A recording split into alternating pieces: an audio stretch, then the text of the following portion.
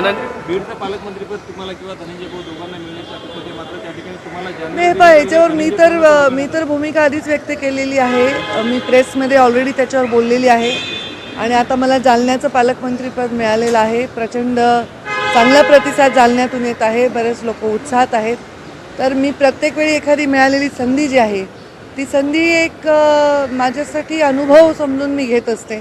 प्रत्येक वेळी तुम्हाला सेम काम करायला मिळतं असं नाही. जसं आता मी पूर्णतः संघटनेचं काम केलं, 5 वर्ष कुठल्याही संविधानिक पदावर नव्हते. आता मला बीडचं पालकमंत्री म्हणजे मी बीडची लेक आहे, बीडची सेवा करायची संधी मला मिळाली असती तर अजून आनंद झाला असता.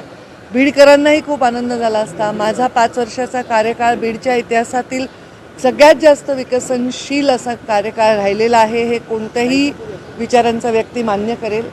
पण आता जे निर्णय झालेले आहेत त्या निर्णयांच्याबद्दल कुठली असहमती न दर्शवता जे आपल्याला मिळालेलं आहे त्याच्यामध्ये जास्तीत जास्त चांगलं काम करण्याच्या भूमिकेमध्ये मी तरी आहे. आणि जालन्यामध्ये काम करण्यासाठी बीडमध्ये मला डबल लक्ष द्यावं लागेल. आता बीडचं तर काही पालकमंत्री अजितदादा आहेच आहेत, पण संघटना आणि पक्ष आणि बीडचे कार्यकर्ते, बीडची जनता इतके वर्षाच्या सवयीने ती सांभाळत असताना अजितदादा सुद्धा आम्हाला पूर्ण सहकार्य करतील असा विश्वास आहे. धनंजय मुंडेंचं काल दादांनी एक प्रकारे कौतुक केलं आहे. त्यांनी सगळ्या प्रश्नांना एक प्रकारे उत्तर दिलं असे त्यांनी. म्हणजे आता ह्याच्यावर मी काय उत्तर द्यायचं? मला काही माझा लॉजिकल प्रश्न मला काय माहिती त्या दोघात काय संभाषण झालं याच्यावर तेच उत्तर देऊ शकतील. मी कसं देणार?